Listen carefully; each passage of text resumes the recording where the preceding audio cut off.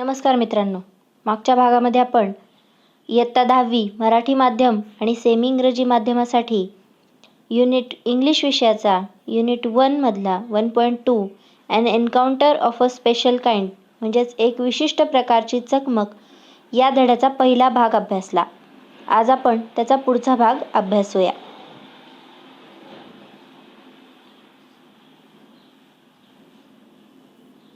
मागच्या भागामध्ये आपण बघितलं की एक नर वानर एका छोट्या नर वानराच्या पिलाला बोचकारत होता, जखमा करत होता. त्याला मारण्याच्या हेतूने त्याच्यावरती वार करत होता.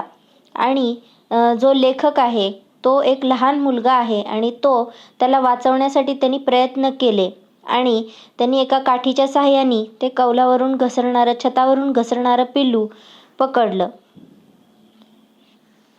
By this time, my parents and sisters had come out onto the veranda and were witnessing my rescue operation.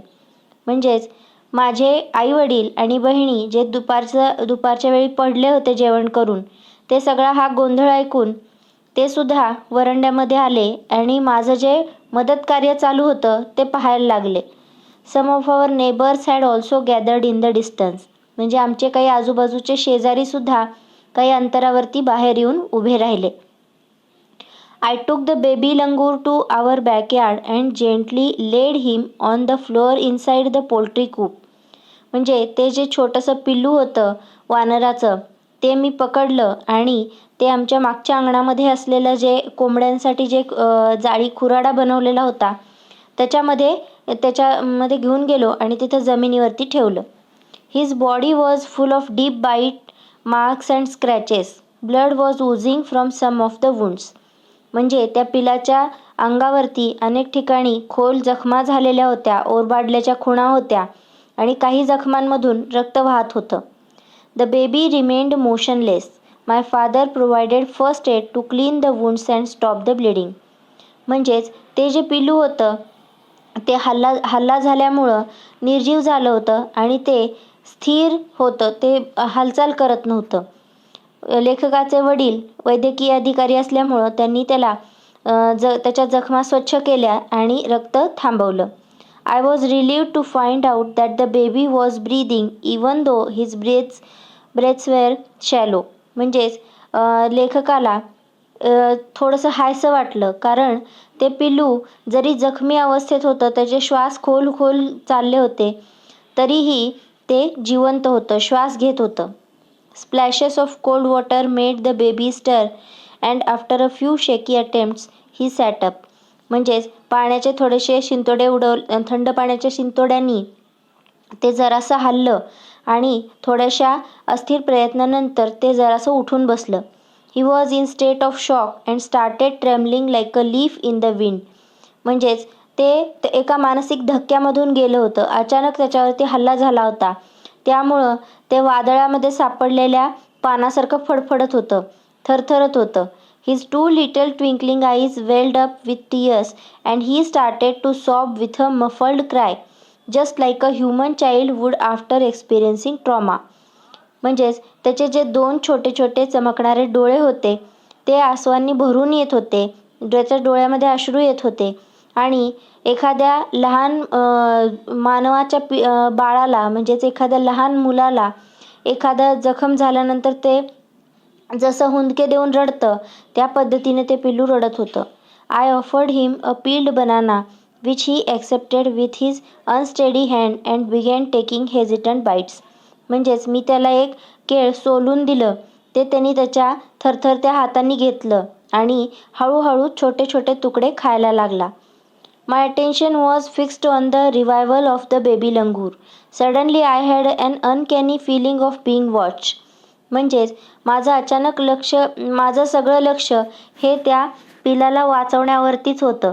मला अचानक लक्षात आलं की माझ्यावर अनपेक्षित मला एक धक्का बसला की माझ्यावरती लक्ष ठेवलं जात आहे. I turned away from the coop and looked up. मी त्या खुराड्यातून बाहेर आलो, त्या जाळीमधून, आणि वरती पाहिलं. There sat the mother langur on our kitchen roof watching every move I made. She simply sat there quietly, as if convinced that no harm was being done to her child.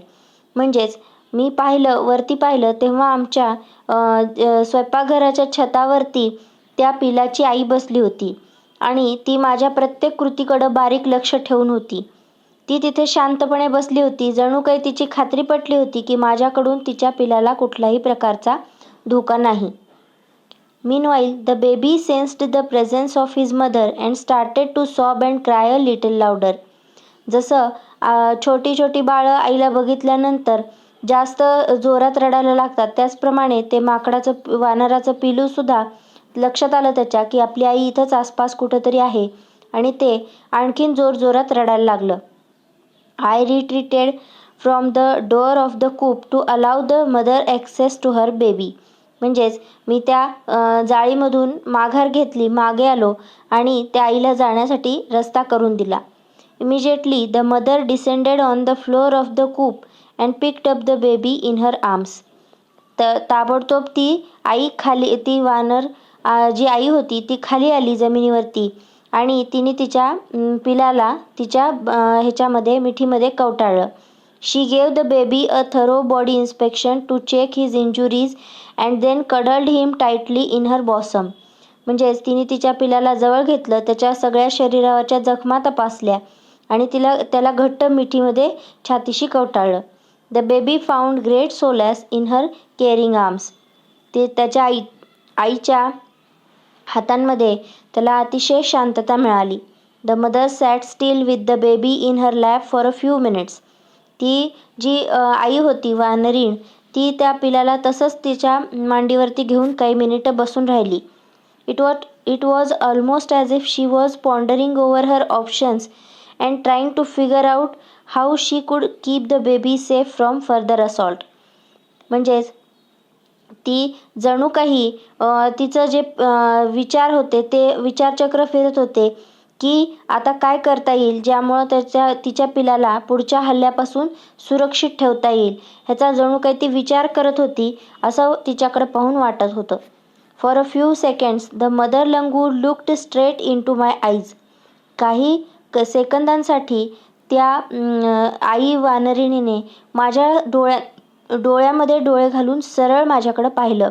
Even today I cannot forget that look in her eyes, showering silent gratitude on me for saving her child.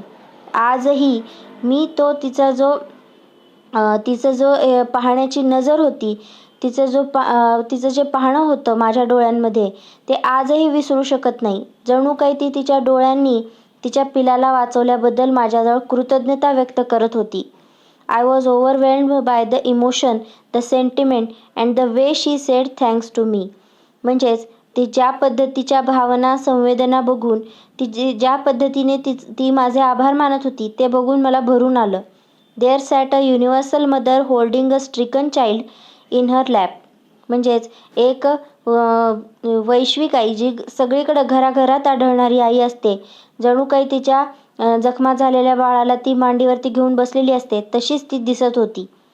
Then in a flash she jumped with her baby clinging to her belly and reached our kitchen roof. She surveyed the area for the vicious male langur and then leapt away in the direction opposite to the place of the violent encounter. नंतर एका क्षणार्धात ती तिच्या पोटाला कवटाळलेल्या पिलाला घेऊन पटकन उडी मारून आमच्या स्वयंपाकघराच्या छतावरती गेली. तिने सगळा जो आजूबाजूचा परिसर होता त्याचं निरीक्षण केलं आणि त्या दुष्ट अशा नरवानरापासून दूर त्याला घेऊन जाण्यासाठी जिथं तो प्रसंग घडला होता त्याच्या विरुद्ध दिशेला ती क्षणार्धात निघून गेली. The brief meeting with the mother and the baby langur convinced me that interspecies communication and mutual trust is indeed a reality, and should anyone strike the right chord, the relationship hums into action. म्हणजेच ही जी आई आणि वानराची जी छोटीशी भेट झाली होती त्यामुळं माझ्या हे लक्षात आलं की जर समजा एखाद्या प्राण्यामध्ये आणि माणसामध्ये जे आंतरप्रजातीय संवाद असतो तो एकमेकांवरच्या विश्वासावरती अवलंबून असतो आणि ही गोष्ट सत्य आहे. जर समजा योग्य धागा पकडला गेला तर त्यांच्यामधलं जे नातं आहे ते नक्कीच अस्तित्वात येऊ शकतं. The mother langur showed me that food was not the only means of communication between man and animal, but there were other means of establishing a bond through trust, compassion and mutual understanding.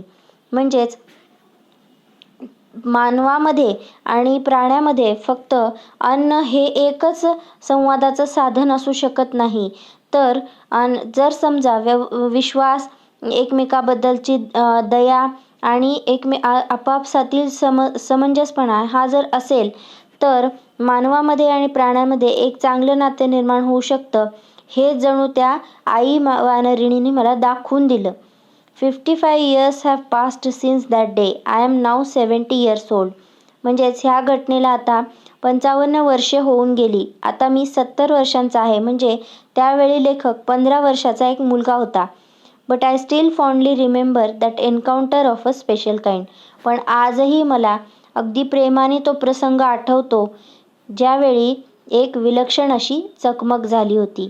तपन मुखर्जी यांनी लिहिलेला हा धडा आज आपण पाहिला. हा video तुम्हाला आवडला असेल तर या व्हिडिओला लाईक करा, शेअर करा, या चॅनलला सबस्क्राईब करा आणि तुमच्या काही शंका असतील तर त्या कमेंटमध्ये विचारा. धन्यवाद.